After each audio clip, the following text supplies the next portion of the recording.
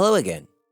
So, this is part 2 of a 2-part series on how to check your test pressings that you get from the vinyl manufacturer to test for errors. In our last episode, we got familiar with some terms and options you have when you make vinyl, and we also recorded all of our test pressings into our recording software so we can actually analyze them. So now we're ready to use the recording session that we put all of our test pressings into, side A's and side B's, to analyze what we've got. Step 1, as you might have guessed, is the listening check. Get the best headphones you have, or perhaps borrow the best ones you can find, and have a really close listen through the whole record. Now, most people never listen to a record this closely, and it can be a little shocking. You're going to hear some noise from the needle scraping along the grooves, and there's going to be some ticks and pops. Ticks and pops are the technical term for that nostalgic crackling noise that records make. The stuff that everyone sampled onto their electro tracks in the mid-90s to help you think fondly about your parents while you relaxed in the chill room at the rave coming down from E. In this first pass, we want to ignore these ticks and pops and the scraping sounds and try and just listen to the music underneath. What you are listening for is distortion. A tiny bit of this is pretty normal, especially in the high frequencies where the singers make the consonant sounds, like especially the S's, and where the cymbals and the violins hang out. That tiny bit of crispiness is kind of part of the vinyl sound. The very high frequencies in the recording is one of the hardest things for a record needle to pick up cleanly, especially if it's loud, like a cymbal tends to be. So it's likely that unless you are using a really nice needle on an immaculately set up turntable, some of this might be actually coming from the system that you recorded this on.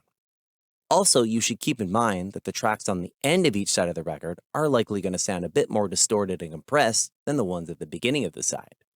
Since the spinning speed is always the same, and the circumference of the record grooves are shrinking as they get closer to the middle, the needle is traveling along these grooves about 2 to 3 times slower by the time it gets to the end of the side.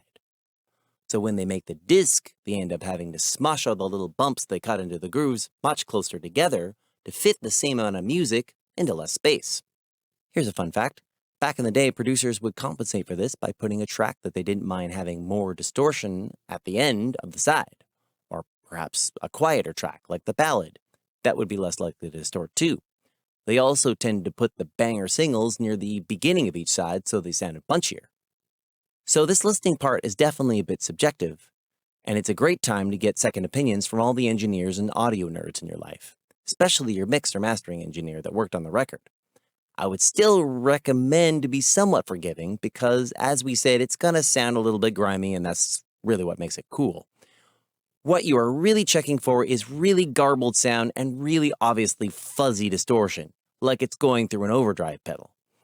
If you do come across something like this, be scientific about it and first make sure it's on all the other discs too.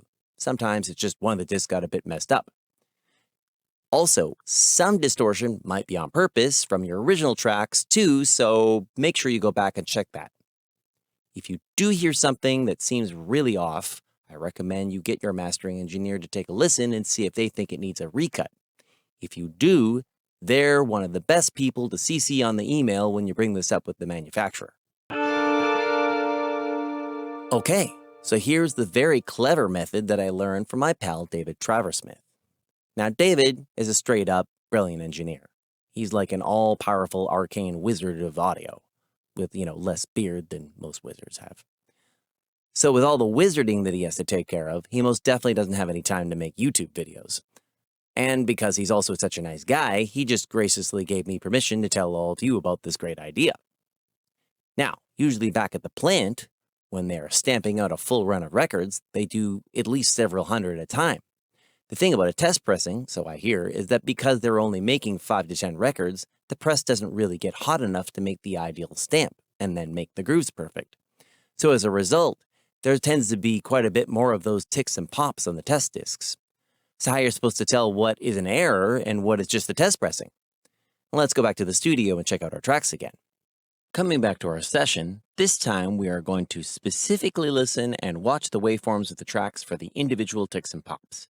Trying to hear them can be easy in the quiet bits of music, but sometimes it's quite tricky in the louder bits. Where these ticks are, there's a spike on the waveform, and for our testing purposes, we want them to go louder than anything else in the music. So we're going to process all these tracks in a specific way to make that easier to pick out. This is, of course, assuming that your music is not super aggressive experimental noise art that is basically made of spikes.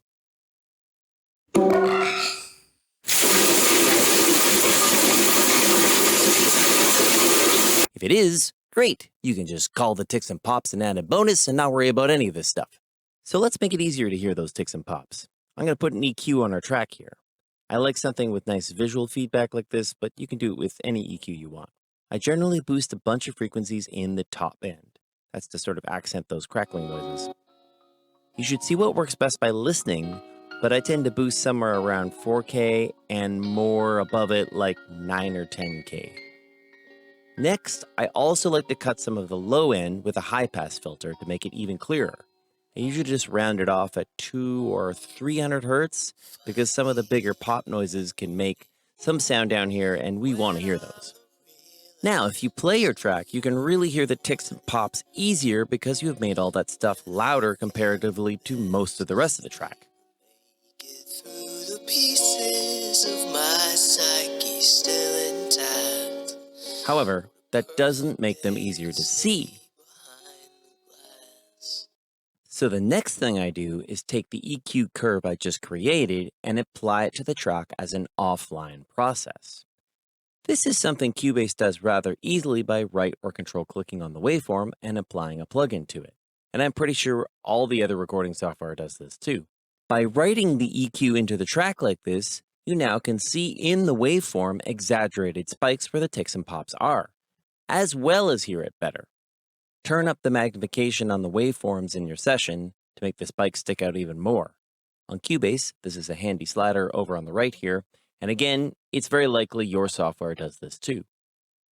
Save the EQ curve you created as a preset once you think it's working, and then remember to take the original EQ off the insert of the track you're listening to so you aren't doubling it up, because that would just be really unpleasant. Now use your preset and apply exactly the same process to all the other tracks. Now the spikes are much easier to pick out with your eyes before you confirm them with your ears, even if it really isn't that much fun to listen to anymore. Sorry, work sucks. So now, start going through and methodically checking each of the ticks and pops you find, and then vertically check to see the exact same spot on each of your perfectly aligned tracks. I see this spike here on disc 1, but not on disc 2, for instance. But what if you saw a spike and there was an identical one on the next disc, and maybe even the next one?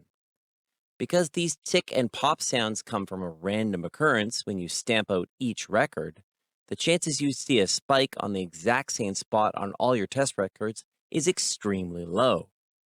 So if you do see a spike from a tick or pop on all the copies of the disc in exactly the same place, and I mean very exactly, so zoom in close to make sure, it very likely means that it has to be in the metal stamper that they're using, which would mean that the tick or pop would be on every record you make with it.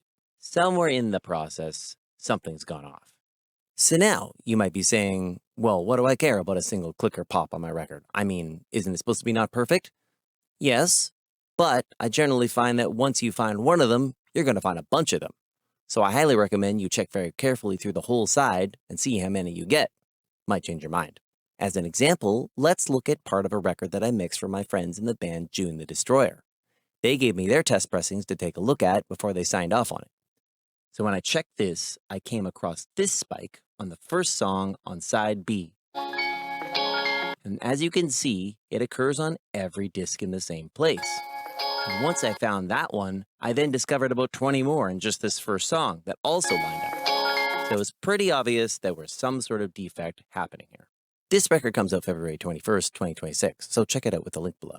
Remember that if something is off on one side, the other one can be fine, because they make those molds for the stamper separately for each side. In this situation with June's record, side A tests only had random ticks and sounded great.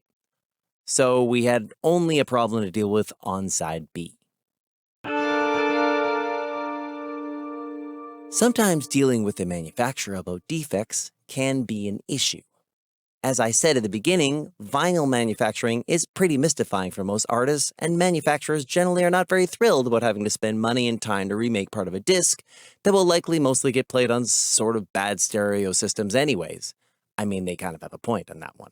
One of the reasons I learned so much about this process is from all the pushback and sometimes straight up gaslighting I got from a pretty big record manufacturing broker that also runs their own in-house plant. It was the first piece of vinyl I'd been on that was my own music, and I was paying for it. I did do a lot of research about things, but the company ended up making a lot of mistakes and kept insisting it was all my fault or someone else's fault, and wasted many months of my time and a bunch of my money too. I shall decline to mention their name because I'm such a nice guy.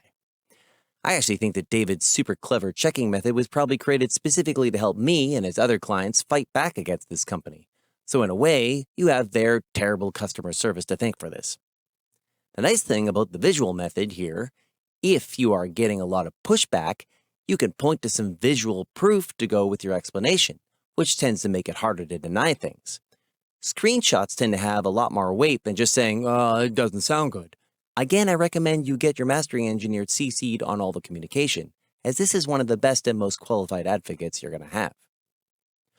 Most of the time, though, companies nowadays do care about their reputation and the quality of their product, especially if they're more indie and not some soulless corporation. For instance, when June the Destroyer brought this up with their manufacturer, they redid side B with no complaints and it came back sounding beautiful. I think I'll actually put a link to that company below. So that about wraps up everything I had to tell you. It's a great feeling when you get that first box of new records. Kind of makes you feel like you're a little more a part of music history. I should mention that this channel is brand new, and though I will be talking more about audio things, what I'd really like to do is make some videos about the challenges that cellists and other string players face when plugging in and playing amplified on stage and playing non-classical music in the studio. That is something I have more than 30 years of experience doing, and I feel like I have some pretty interesting insights into it.